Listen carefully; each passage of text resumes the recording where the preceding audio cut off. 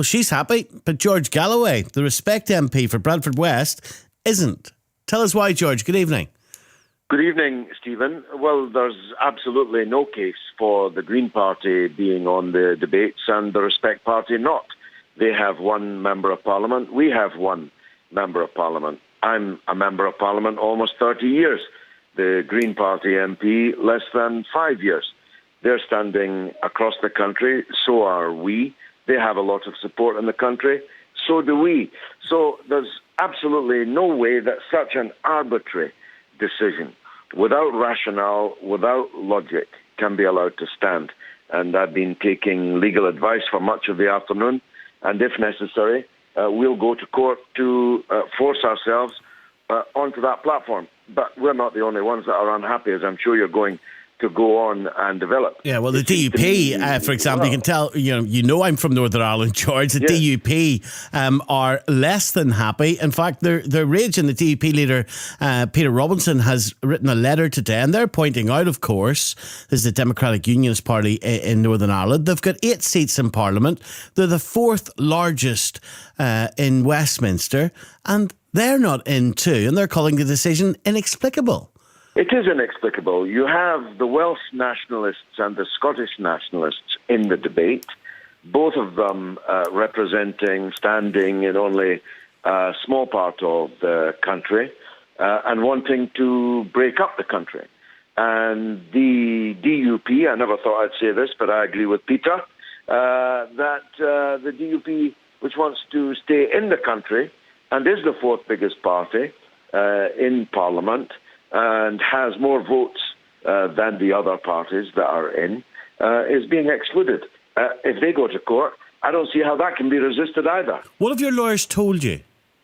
Well, that the public broadcasters, publicly licensed, in the case of the BBC with its trust, and in the case of the independent companies with Ofcom, have a responsibility not to act in an arbitrary and unreasonable manner.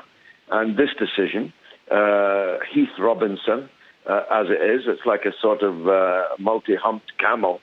It can be recognised easily as being born of expediency and not of logic or rationality, and certainly not of fairness. So our legal advice is that we've got a really strong shout. And as you know, Stephen, I'm quite good at shouting. So you will take this to court, will you? Yes, if necessary. And I heard that's going to be expensive. Have you got the money? Well, I'm sure that people who want us to be on those debates will rally round and help us to fund it. Because, look, I've made this very clear, Stephen. Either you have a 2-person debate between the 2 likely Prime Ministers, David Cameron and Ed Miliband, or you've got to have the parties that are represented in the Parliament. You can't pick and choose just some of them. Yeah, but you know this as good as anybody else. You know how television works. You know how debates work. And you do know, whether you're prepared to admit it or not tonight, George, you know that a debate with 9 or 10 or 11 people, it's not going to be good television, and it's not going to be a good debate. It's not how it works. Think of Question Time with a panel of 5. It's just about right. Well, I mean, if you can't ride 2 horses in the circus, you shouldn't be in the circus. I don't think it's beyond the media to come up with a format which allows all the democratically elected parliamentary parties to be represented. 7 is a lot, 8 is more, 9 is 2 more. But where did we get the idea that 7 was okay, but 8 or 9 is not? I think that the format can be worked out, but more important than format, more important than, if you like, television niceties or neatness, is the democratic integrity of the pre-election period. If I were Peter Robinson, I'd already be on my way to court, because to exclude the 4th biggest party in the Parliament and include the Greens that have 1 MP. But in the latest polls, George, how could that get past any court? In the latest opinion polls, the Greens are at 11%. Well, opinion polls are not, of course, what counts. and they've been very, very much lower than that. The opinion polls are an indicator, a snapshot in one poll or another from time to time. The Parliament is the proper yardstick. We are, and I have been, almost 30 years in Parliament. The Greens have one member of Parliament too. There is no case for them being on a prime ministerial debates panel and us not. And besides, I think that quite a few people would like to see me on that panel, would like to see me in that debate. And if we did, we'd get a lot of votes. And so it's just not fair. And broadcasters have a responsibility to be fair. Well, the Lib Dem MP for Eastleigh, Mike Thornton, is listening to this tonight. Hello to you, Mike. Hi, how are you? You can let us know what you think of this at home. 0500 909 693. Really humiliating for your party, Mike. If you think about it, you're leader the last time. It was all I agree with Nick. Now you have to share a stage with a whole raft of others. You've been demoted. This is getting really quite interesting because let's say George Galloway and Peter Robinson are right, then they should be included because they're in Parliament and they have as much right as anybody else. So let's say we go. Let's say we go with nine speakers, yeah. And let's say a member of the audience asks a question on which they all have to answer. So we've got 3 minutes to answer each question from 9 people. That's 27 minutes. Plus the chairman's intervention, plus the person's original speak. So one person asks a question, that takes half an hour. So on a 2-hour format, that would give you the chance for 4 questions to be asked. Now, it's not much better than that on a 7 minutes in there. So, I mean, I do think that if you have a debate, and once you include more than the 2 main party political leaders nowadays in the modern history, it is clearly unfair to say to people, oh, well, we can't have you, but we can have you. George Galloway's got a point. He's in Parliament. Caroline Lucas is in Parliament, and she's included. It gets very difficult to justify how to do this. Now, if you're going to have this many people, I'm not sure how you can have even 7 people answering questions all at once and getting a realistic number of questions in from the audience and real answers. So what would your proposal be for a solution? Well, I've been trying to think of this. I mean, I'm not a broadcaster.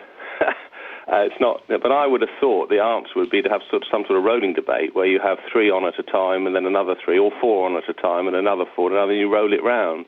So everyone gets on, and everyone gets a chance to debate. Sounds boring. Manageable. I cannot honestly see how you could manage this many people and get a sensible debate. But you don't want to bore people into the point where there's no one watching. Well, can you imagine what it's going to be? How boring it's going to be? So even with 7 people, having one question take 25 minutes to answer.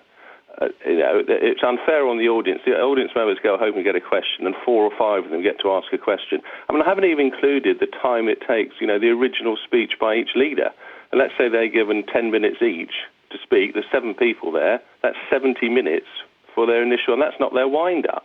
I mean, how are you going to do this? You give each leader 10 minutes to speak. That's 70 minutes.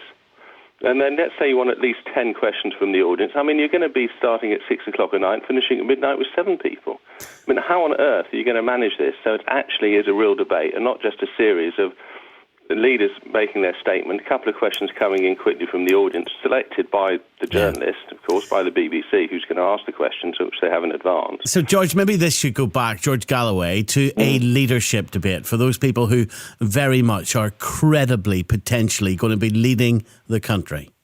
Well, that's, of course, one option, and I acknowledge that. But the set of pragmatic arguments that have just been rolled out don't hold that much water. First of all, having 7 isn't much different from having 8. Isn't much different from having 9. We could come up with that rolling idea. I advanced an idea today, only half jokingly. Let's have it like the X Factor, where the public votes who should be excluded at each stage, and the last man or woman standing will go into the election campaign with quite a bit of bounce. But that's ridiculous, isn't it? As for the idea of the audience drifting away, Stephen, trust me, if you get me face-to-face with Nigel Farage, nobody will be switching off their television. Well, let's try UKIP, shall we? The UKIP MEP, Stephen Wolfe, is with us. You must be just feeling lucky just to even be there at all, Stephen. We don't feel lucky at all. We feel as though we've actually deserved it. I couldn't agree more with George. If you really want a good, lively debate and good television, and where the issues will be looked at and examined in great length and with great accuracy, then there's nothing more than having George and Nigel on there. But when you have to look at this... But let's remind ourselves that this isn't just about entertaining television. In fact, that's probably shouldn't be at the very top of the priority list. This is important stuff, isn't it? I agree. It's more That's important than a TV event. People who can examine policy and examine it accurately, then you're going to get that with Nigel and you're going to get that with George. But the issue about this debate is that it's almost become farcical. It's certainly unfair. And one of the key things about it looks like the media are running scared of a threat from a Prime Minister that said, you know what, I didn't want to face Nigel Farage on my own. I really didn't want to see Miliband and the four of us up there along with the Liberal Democrats. So I have to try and find a way in which I can either A, scupper this, or at least bring some problems into the Labour Party by getting the Greens in. And in doing so, he actually went against the rules that were created in 2010 for the very same debate. And the rules then essentially said, if Ofcom were looking at the major parties, then only the major parties could be in the debate. At that time, UKIP was doing very well in the polls. We had really good number of MEPs.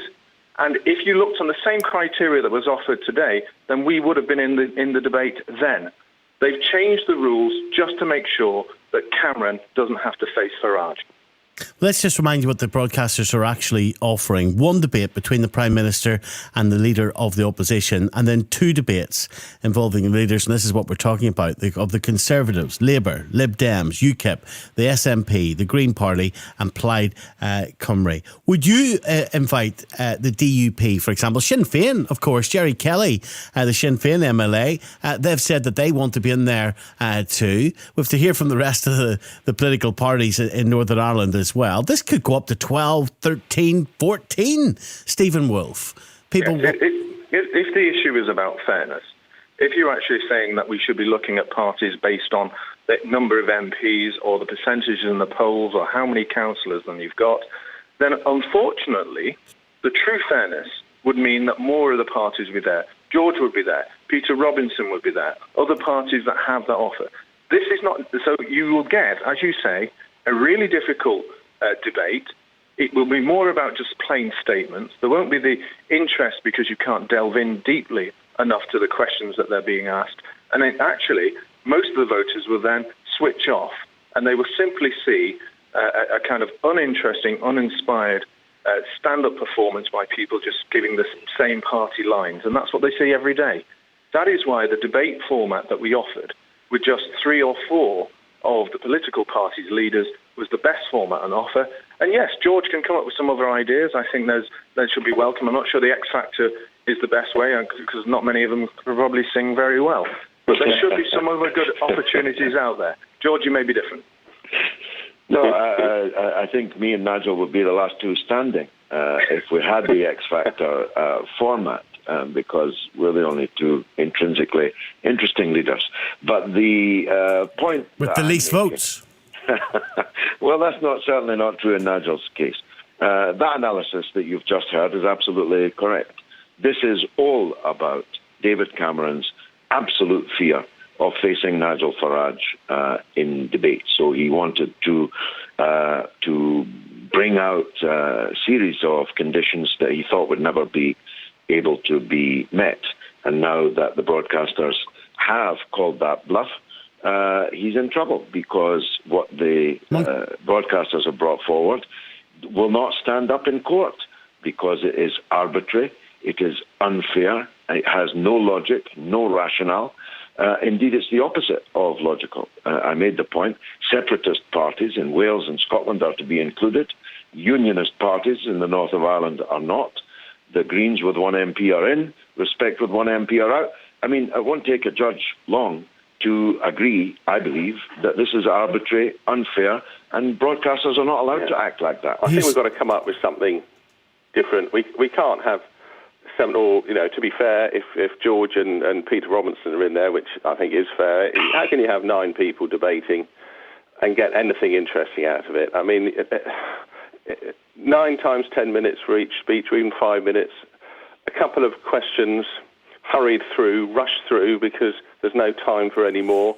You're talking about something that would just have no real meaning whatsoever. Let's see what we think at home tonight. Here's Nigel in Cambridge, first call on this. Hello, Nigel. Hello. Go ahead, Nigel.